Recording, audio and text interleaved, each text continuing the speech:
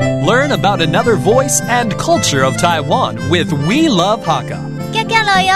走马盖，走马盖啊！让我们加入客家风情，发现客家之美。台北客家人公園高節唱年下，十分作項天初不要詩文詩草，也不偏菜，唔但將係傳統習俗，還代表客家人權傾善忘，今天社會嘅身體，用有關嘅食材做出美食嘅智慧。Traditional Hakka holiday get-togethers typically feature 4 braised dishes and 4 stir-fried ones.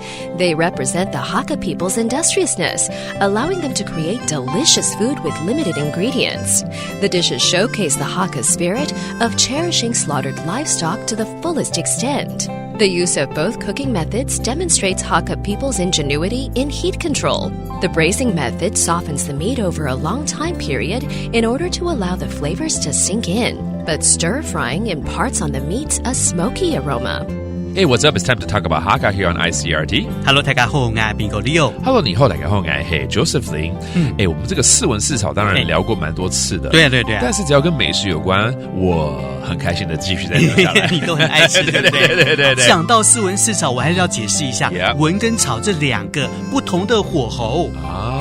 文呢，它用小火，用 C 火，可以慢慢的燉，就可以把這個肉啊，把它燉爛，而且入味。是。然後那個草呢，就冇空腰草就是要大火，這樣快炒。然後呢，客家人都會把它爆香爆香之後呢，才有炒出來的菜才會好吃，才會香嘛。沒錯。好，再來講到客家菜，講到這個叫做食芽、食醋、食插。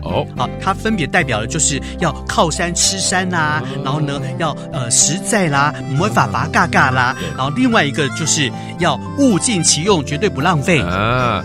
如果嚴格講起來的話，這樣子的話就是你說吃野，然後吃粗，然後吃雜嘛。對，野就是要比較有機的食物，沒錯，比較 natural 它原生的食物這樣子。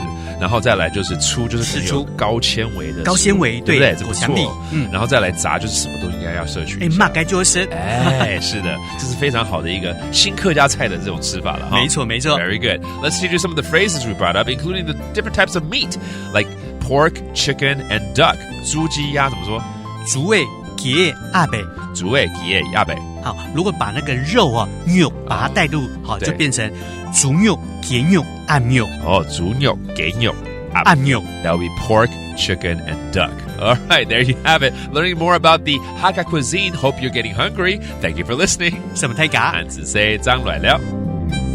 客家風情由客家委員會監製。 We Love Hakka has been brought to you by the Hakka Affairs Council.